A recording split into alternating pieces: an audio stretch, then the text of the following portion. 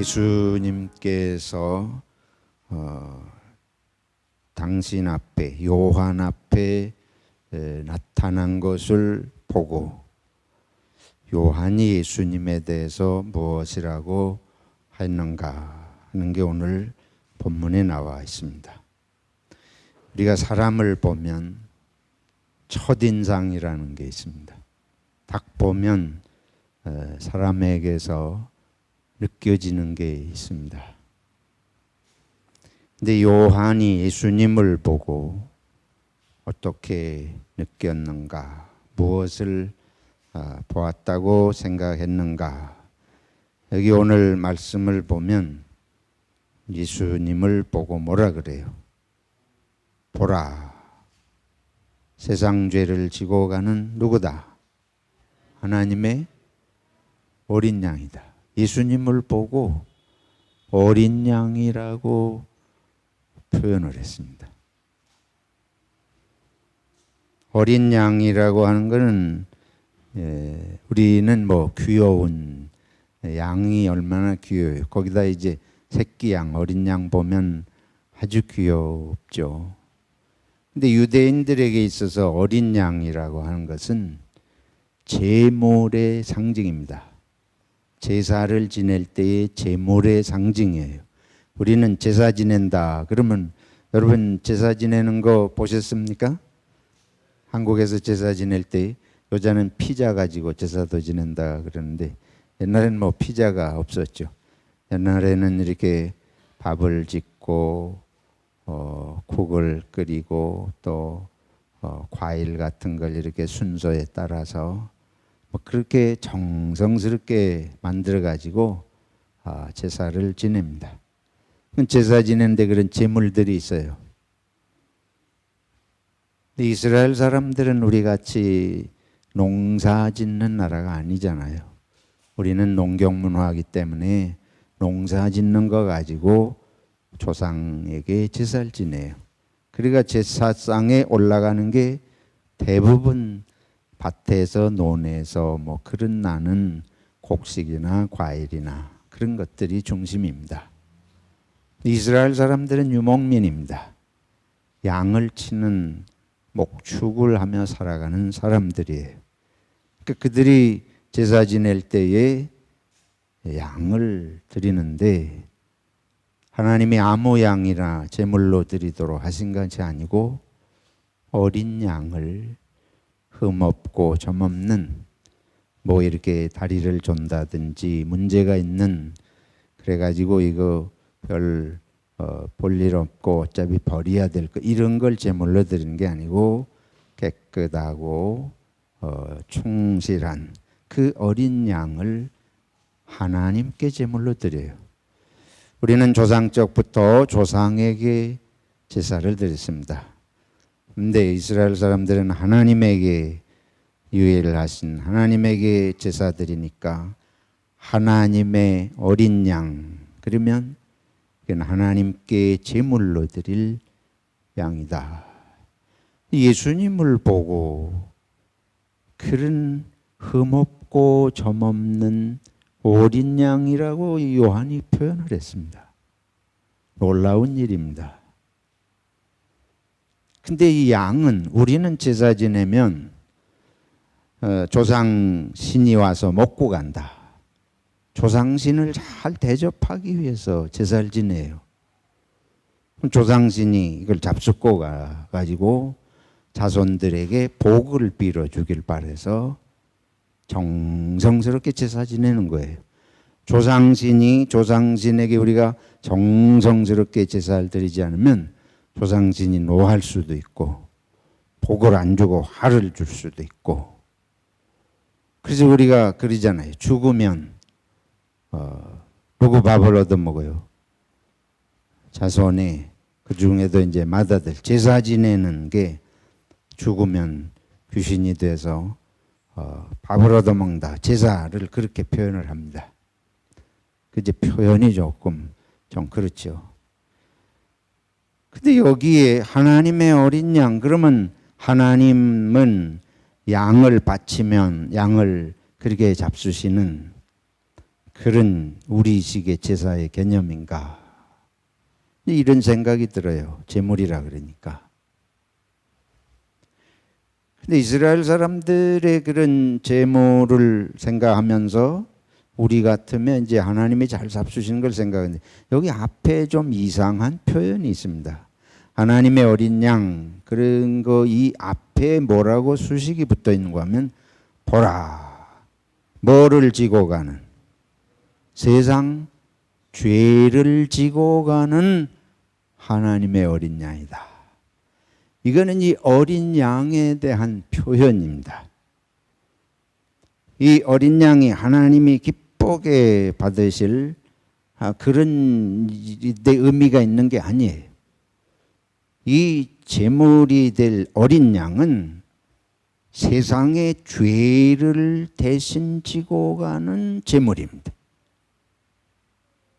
우리가 한국에서 제사 지낼 때에 여기 밥을 해놓고 국을 끓여놓고 뭐 사과를 배를 올려놓는다. 그러면 이 배가 내 죄를 대신해서 여기 제물로 올라가 있다. 그렇게 제사 드시는 사람 있습니까? 이 밥이 내 죄를 대신해서 여기 올라가 있다. 우리는 그런 거 아니에요. 조상신이 잘 잡술 세상에 계실 때처럼 잘 잡수는 데다 이제 우리는 초점이 있습니다. 잘 섬기고 그런 모시는 데 의미가 있겠어요. 근데 여기는 이 제물이 하나님이 잘 잡수시는 제물이 아니고 세상의 죄를 짊어지고 가는 제물이라는 것입니다. 세상의 죄가 뭐예요? 세상이 널려 있는 나무가 죄가 있겠어요? 동물의 죄를 말하겠습니까? 세상 죄라고 하는 것은 우리 인간의 죄를 말하는 것이죠. 당연히 우리 인간의 죄를 지고 가는 그런 제물, 어린 양이 그런 하나님의 제물로 드려진다는 것입니다. 예수님을 보고 요한은 그렇게 보였습니다. 그리고 그런 표현을 했습니다. 그렇다고 하면 세상 사람은 다 뭐라는 소리가 됩니까? 죄인이라는 소리가 돼요. 세상 사람들의 죄를 대신 짊어지고 자기가 희생의 제물이 되시는 그런 분으로 예수님이 이 땅에 오셨다. 이런 선언입니다. 그렇다고 우리가 이제 죄인이고 우리의 죄를 대신 그분이 짊어지고 가셨으면 우리는 죄에서 무엇을 받았겠습니까? 구원을 받은 존재들이죠. 그래서 오늘 우리 읽은 다른 곳의 고린도전서의 말씀, 구원의 문제, 예수 그리스도는 우리들의 구원자이시다. 예수는 그리스도다. 그리스도란 말은 구원하시는 분이라는 말이죠. 구세주, 구원자, 우리를 구원하시는 분, 메시아. 그래서 이 제물은 하나님이 기분 좋게 받으시는 제물이 아니고 우리 인간을 위해서 죄를 짊어지고 가시는 그런 제물로 예수님이 오셔서 우리를 구원하시는 그리스도, 우리를 구원하시는 어린 양 예수. 여러분 구원이 필요하십니까? 무슨 구원이 필요하세요? 뭐에서 구원이 필요하세요? 죄에서. 이미 잘 배우셨으니까. 그럼 우리가 내가 정말 죄인이냐? 내가 죄인이냐? 정말 죄인이냐 하는 거하고 그래야 구원자가 필요할 거 아니에요. 그렇죠?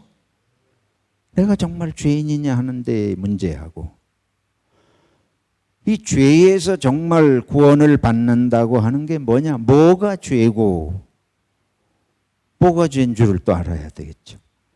그러면 어떻게 하는 게 죄에서 구원을 받는 것이고 그럼 구원을 받으면 그 목적은 뭐냐? 구원을 받은 목적은 또 뭐겠어요?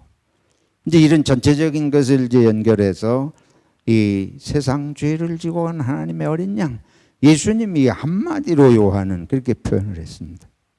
먼저 죄라고 하는 게 도대체 무엇이겠는가? 우리가 성경에 보면 창세기에서 인간의 죄가 어떻게 시작이 됐는지를 우리가 보게 됩니다. 죄라고 하는 것은 성경은 아주 간단해요. 창세기에 시작하는 건 여러분 잘 아시다시피 하나님께서 에덴 동산에서 아담과 이브에게 여러 먹고 기뻐할 수 있는 아주 만족할 만한 나무들이, 과일 나무들이 뭐 수없이 많은데 다 먹지만은 먹을 수 있지만 한 가지를 먹지 마라. 무슨 나무입니까? 선악을 알게 하는 나무, 선악과 열매를 먹지 마라. 근데 그걸 먹으면 문제가 생긴다는 거예요. 근데 우리가 상식적으로 생각하면 나무 열매를 먹어서 문제가 생긴다. 그러니까 그걸 먹지 마라. 그런데 그거를 어떻게 했어요? 먹었다. 이것이 죄의 시작이라는 것입니다. 이게 상식적으로 보면 이해가 안 돼요. 뭐 선악과를 왜 그럼 만들어 놓지를 마시지? 그걸 왜 만들어 놓고 먹지 말라 그러지나? 이런 질문도 뭐 얼마든지 나오잖아요. 대답하기가 아주 쉽지 않아요. 난감해요. 그거를 그럼 뭐 하나님은 전지전능하신데 따먹을 줄 아셨으면 만들어 놓지도 말고 옆에 갈 수도 없게 해놓고 뭐 그러시면 될 텐데 그 참 대답하기가 곤란해. 또 그런 대답하기 곤란한 질문만 잘하는 머리도 있습니다. 아주 곤란. 근데 그러면 그게 그런데 목적이 있는 것인가? 그 선악과라는 것 도대체 무엇인가? 또 그걸 실제로 먹었다고 그래서 그렇게 고통이 주어지고 죽는다. 이것도 우리는 이성적인 훈련을 학교에서 20여 년씩 배우면서 자란 우리들에게는 이해가 안 돼요. 오늘은 이해가 안 되면 안 통하잖아요. 선악과 먹었다고 어째 죽는 사형 선고가 내려져. 그것도 아담과 이브가 지은 죄가 대대손손이 자손 만대까지 인간의 모든 존재가 이 어거스틴이 말한 대로 이게 원죄라. 처음에 지은 아담과 이브의 죄가 그건 할머니 할아버지가 지은 거지 왜 그게 나도 왜 죽어야 돼? 이것이 유전죄라 그래. 원죄. 원죄를 우리는 타고난다. 그래서 우리 다 죽어야 돼요. 근데 생물학적으로 다 죽는 거는 아는데 그 죄 때문에 죽는다는 거예요. 아담과 이브의 죄 때문에 우리 모든 인간은 다 죽어야 된다. 이게 성경의 설명인데 이게 잘 납득이 안 되잖아요. 옛날에는 그냥 믿으라 그러면 믿었습니다. 근데 계몽주의, 합리주의라는 것이 서양 사상에 들어오면서 인간의 이성으로 믿을 수 없는 것은 그거는 진리라고 볼 수가 없다. 진리라고 하는 건 설명이 가능하고 그래야지. 인간보다 위대한 존재가 없는데 인간의 이성으로 이해할 수 없는 걸 어떻게 진리라고 보겠느냐. 이래가지고 이제 그때부터 교회가 무너지기 시작을 하고 사람들이 성경을 진리의 책으로 받아들이지 않고 뭐 이런 사조가 생겨나게 된 것이죠. 17세기, 18세기 쭉 그 서양 역사가 그런 과정입니다. 근데 이제 한번 좀 생각을 해 보십시다. 죄라고 하는 것이 여기에서 선악과를 먹고 그것 때문에 생긴 무슨 물리적이거나 생물학적이거나 화학적인 작용에 의해서 생겨진 것인가? 생물학도 물리학도 화학으로도 설명할 수 없으면 그건 진리가 아니죠. 근데 성경은 이제 이거를 진리로, 이거를 가장 심각한 인간사의 문제로 말씀을 하시잖아요. 근데 이렇게 이제 생각을 해 보십시다. 원인에서부터 결과로 가는 길이 있습니다. 이게 한 방법이에요. 진리를 규명하는 한 방법. 근데 이제 성경은 거꾸로 결과에서부터 거꾸로 한번 내려와 보자고. 이 결과는 뭔고 하면 인간은 이 죄를 지은 결과로 뭐가 생긴가 하면 첫 번에 한 행동이 사람들이 아담과 이브가 어떻게 했어요? 두려워서 숨었어요. 하나님이 두려워서 숨었어요.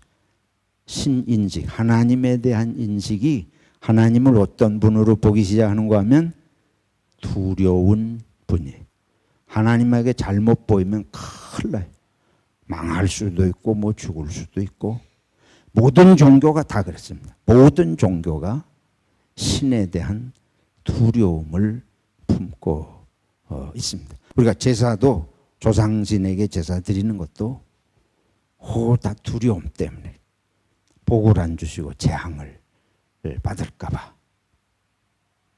그건 고등 종교도 마찬가지고 하등 종교도 마찬가지고 종교의 기본은 다 신에 대한 두려움의 인식이 인간 속에 깊이 들어가 있어요. 그 다음에 아담과 이브가 또 한 행동은 서로 뭘 해 입었답니까? 무화과 잎으로 치마를 해 입었어요.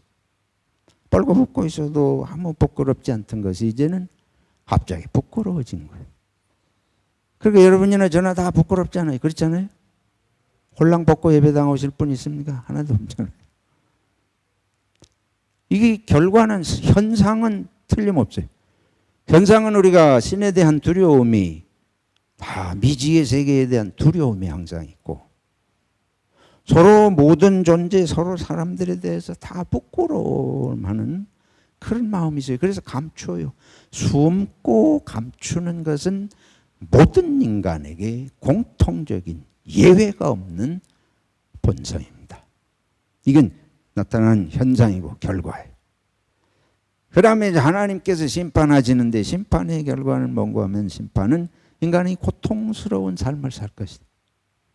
고통이 있어요. 육신의 고통이 있고 마음의 고통이 있어요. 해산의 고통이 있고 일하면서 땀 흘려서 살아야 되는 고통이 있어요. 그리고 아내들은 남편을 사모한다. 그 사모한다는 게 얼마나 속 태우는 일입니까, 여러분? 남녀가 연애하는 게 좋은 것 같지만 속 타는 거예요. 아주 애간장이 녹는 거예요. 그렇잖아요. 뭐 드라마 보면 꼭 딴 놈이 딴 놈 생각하니. 이 사람은 저 사람 좋아하고 그 사람은 또 딴 사람 좋아하고 항상 삼각관계 돼가지고 잠을 못 이루고 뭐 그런 게 다 인간의 본성의 모습이에요. 마음의 고통이 있습니다. 그러다가 최종적으로는 어떻게 돼요? 죽어요. 이게 창세기 3장은 인간의 문제를 아주 그대로 현실이 이렇다. 현상이 결과가 이렇다. 아주 정확한 말씀이 거기 드러나 있습니다. 그런데 그 이런 모든 현상과 결과가 뿌리가 성경은 이 죄에 있다. 그럼 그 죄가 뭐냐? 죄를 선악과라. 그럼 이제 선악과가 무엇을 의미하는지를 생각을 해보자고. 이런 결과와 연결시켜서 볼 때에 죄라고 하는 것은 신이 두려워지는, 하나님이 두렵게 만드는 것, 이웃이 부끄럽고 감춰야 되는 존재로 내 앞에 서 있는 이런 문제. 그 다음에 자기 마음에도 자기가 자신에 대한 확신이 없어요. 부끄러운 것은 남이 부끄러운 것이 아니에요. 그 전에 자기가 자기를 어떻게 여기는 것입니까? 부끄럽게 여기기 때문에 남 앞에 부끄럽게 여겨지는 것입니다. 아주 묘한 그런 심리가 그 속에 들어있어요. 남을 부끄러워하는 건 먼저 누구를 부끄러워하는 것이다? 자기를 부끄러워하는. 내가 이전에 벌거벗고 있거나 말거나 아무런 자기에 대한 뭐 그런 게 가릴 게 없었어요. 숨을 이유가 없었어요. 그런데 이제 하나님 앞에서도 내가 자신감이 없어. 이웃 앞에서도 자신감이 없어요. 자기 존재에, 자기 내면에 분열이 생긴 거예요. 내가 나를 인정할 수 없는 게 내 속에 가득해요. 이게 드러나는 것이 하나님을 보니까 내가 나에 대한 이익이 거울처럼 비춰져. 이웃을 보니까 이웃 앞에 거울처럼 비춰져요. 그래서 인간이 이때부터 이러한 마음으로 신 앞에도 기쁘지 않아. 편치 않아. 이웃 앞에도 편하지 않아. 자기 홀로 있어도 마음이 평안치 않습니다. 이 뿌리가 죄라. 그럼 죄라고 하는 것이 우리들에게 가져온 것은 뭔가 하면 모든 관계가 무너진 것입니다. 모든 관계가 연합과 일치가 일어난 것이 아니고 대립과 갈등과 분열로 느껴지는 것이 우리 속에, 우리 영혼 속에 너무 깊이 들어와 우리를 지배하는 것이 죄의 문제라. 우리가 행복하려면 누구든지 행복하기를 원하지 않습니까? 이 그리스 철학가들은 인생의 목적을 행복으로 보았습니다. 인생의 목적은 행복이다. 근데 우리가 행복하려고 하면 행복이 어디서 와요? 행복이 어디서 오냐? 성경이 일깨워 주시고 가르치는 것은 행복은 신이 있으면 행복하지 않아. 우리는 신이 있기 때문에 행복하지 않아. 신이 없었으면 좋겠어. 또 이웃이 있어서 행복하지 않아. 그래서 불교에서는 고통이 다 뭐 때문에 와요? 관계 때문에. 인연이라고 하는 게 관계 아니에요. 관계가 전부 고통의 뿌리예요. 무슨 관계든지 관계는 고통을 가져다 줄 뿐이다. 그래서 모든 종류의 관계를 다 끊고 자기 자신의 길로 가서 도를 통해야 돼. 그게 이제 불교가 출가하는 이유입니다. 관계는 고통의 근원이기 때문에. 어느 정도 진실을 보고 있습니다. 어느 정도 사실을 보고 있어요. 근데 현실이 그래요. 우리는 관계 때문에 오는 뭐 고통이 한두 가지가 아니에요. 근데 이제 이걸 해답을 이걸 끊어야 된다. 끊는 데서 해답을 찾은 게 불교입니다. 그래서 나중에는 망아지경, 무아지경, 자기 생각에서도 자기가 해방이 돼야 돼. 이게 또 자기 속에도 그런 문제가 있으니까. 근데 우리 기독교는 끊는 것은 도대체 그건 불가능해. 처음부터 끊는 것은 있지도 않고 있을 수도 없어요. 그건 답이 되질 않아. 왜 그러냐? 창조주께서 우리를 관계 속에 살도록 지으셨기 때문에 그렇다. 창조가 뭐예요? 생명이 무엇입니까? 창조나 생명이란 관계를 맺어 놓는 걸 말하는 것입니다.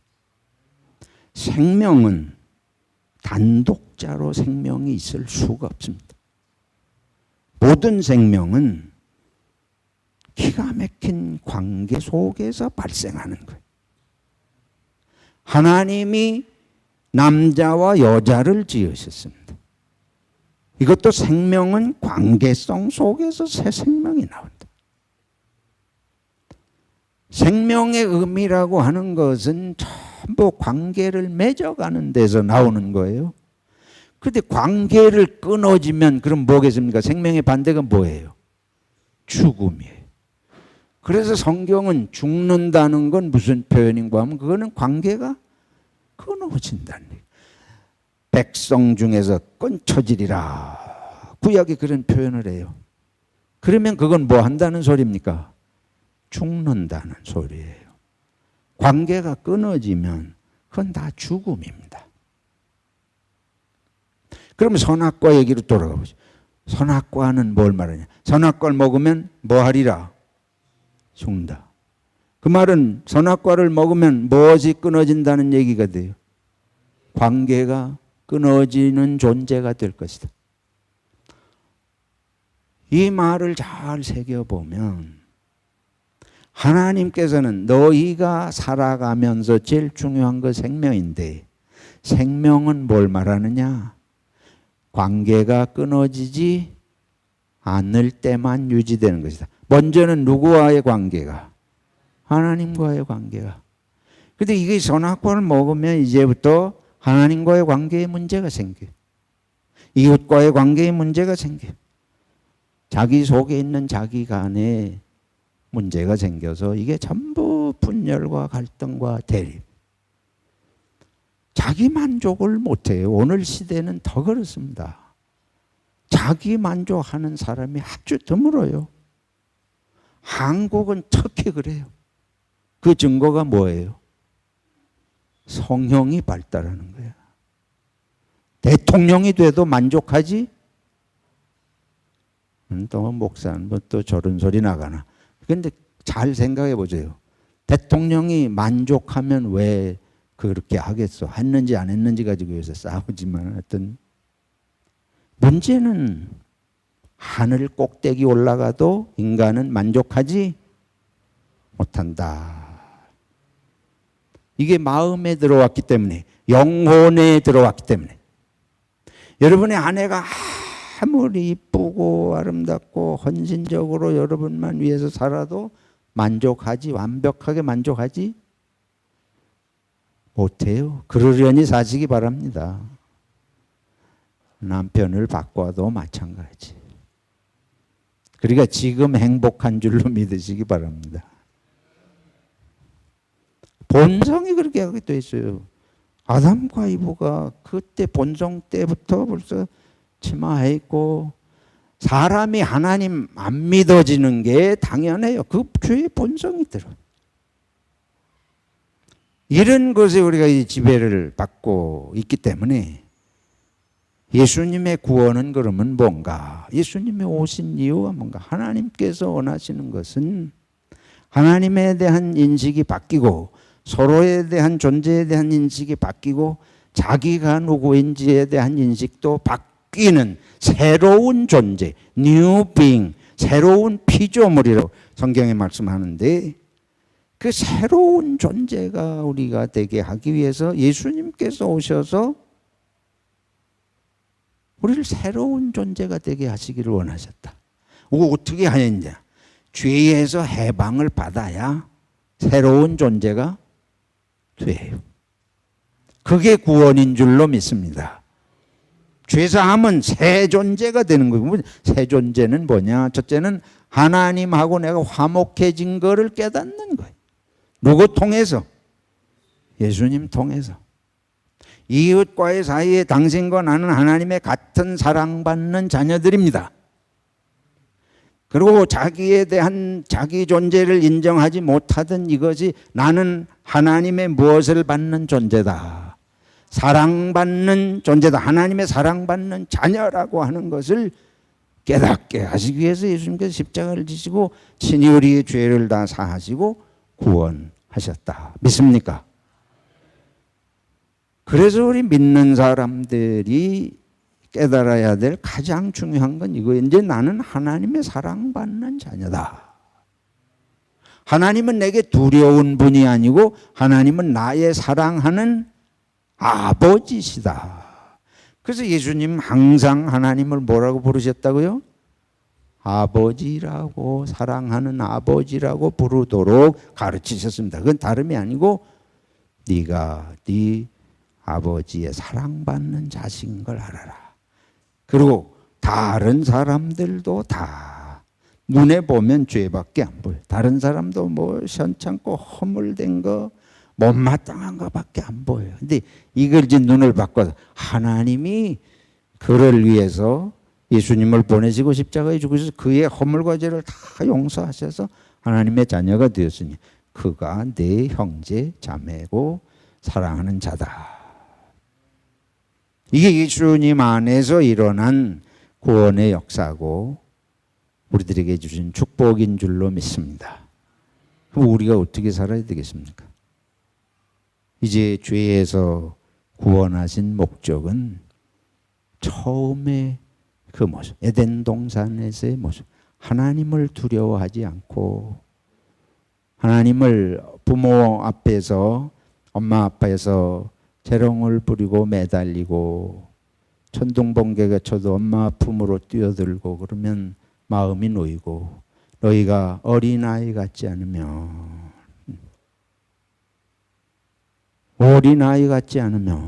이거는 하나님이 내 아버지 어머니인 줄로 아는 마음을 말하는 것입니다. 뭐 애들이 온유하고 겸손하다 이런 설명 다 할 수 있지만 기본적인 건 그거예요. 하나님의 품이 믿음의 품이요, 의지의 품이요, 평화의 품인 것을 깨닫고 그 품으로 돌아오는. 그래서 어거스틴이 젊은 시절에 수많은 방황의 시절을 보냈지만 깨닫고 돌아올 때 그가 고백한 것은 고백록 첫 페이지에 나오는 얘기입니다. 내가 하나님 앞에 돌아오기 전까지는 평안이 없었습니다. 하나님이 이제 아버지로 이게 이 감이 믿음이 생겨질 때에 비로소 평안이 오는 거예요. 그리고 이제 이웃 형제 자매에 대한 이 마음인데 제일 중요한 거는 관계를 회복하는 것보다 인생에 중요한 게 없다. 이거에 대한 확신을 가지고 사는 것입니다. 수없는 시편을 보세요. 우리는 하나님 없이는 살 수 없습니다. 이걸 날마다 고백해야 됩니다. 두 번째 고백은 나는 당신 없이는 아무것도 아닙니다. 근데 우리가 거꾸로 돌아. 죄의 본성이 들어와서 니깐 놈 없으면 내가 못 살 줄 아니. 여기 가득해요. 가득해가지고 항상 떠날 마음이 있어. 항상 떠날 마음이 있어. 이걸 거꾸로 돌려서 당신 없이 나는 못 살아요. 한번 지금 고백해 보세요. 한번. 다 하기가 싫으신 거지. 여러분 가서 나는 당신 없이 못 살아요. 그러면 그날부터 천국이 오는 줄로 믿습니다. 소리가 약해요. 왜냐하면 속에 이게 뭐 그거보다 하기 싫은 소리가 없는데 세상에 딴 소리 다 해도 그 소리는 하기 싫은데. 오늘 성경이 말씀하는 것은 정말 중요한 것입니다. 이게 관계보다 중요한 것이 없다. 근데 제가 이제 이렇게 다른 데서도 사람들을 만나보고 하면 똑똑한 사람들이 제일 불행해. 잘 새겨 들읍시다. 똑똑한 사람, 행복하게 사는 사람을 내가 못 봤습니다. 왜 그럴까요? 너 없어도 산다고 생각해. 자기 때문에 자기가 산다고 생각하는 거예요. 그래서 실력 있는 사람한테 시집가지 마세요. 이제 새겨 들으세요. 새겨 들으세요. 똑똑한 척 하는 사람은 반드시 관계를 무시해. 관계 무시하면 반드시 불행이 옵니다. 남을 불행하게 하면 그게 누구에게 돌아옵니까? 자기에게 불행해. 그러니까는 똑똑한 사람이 행복하게 사는 건 못 본다는 게 아주 그거보다 진리가 없어요. 여러분 직장 생활 해보시면 뭐 틀림없이 아실 거예요. 미국의 그 벤처기업, IT 벤처기업가 중에 스티븐 케이시라는 사람이 굉장히 성공을 했나 봐요. 그래서 이 사람이 어떻게 그렇게 성공했냐 그러니까 내가 성공한 것은 내 IT 기술이 좋아서 성공한 게 아니다. 나는 인간관계를 잘하는 것으로 말미암아 나는 성공했다고 생각한다.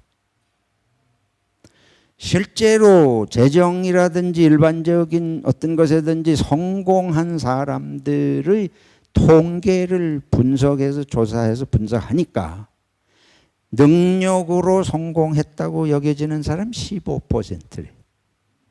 나머지는 전부 뭐 때문에 성공했다는 결론이 나온 거 하면 85%는 전부 인간관계 때문에 성공했다는 그런 분석입니다. 이거는 하나님께서 우리가 함께 살도록 지으셨기 때문에 그런 것이에요. 사람 마음에는 똑똑하고 실력 있는 사람보다 사랑하고 사는 사람을 원합니다. 그렇죠? 우리 마음엔 그걸 원해요.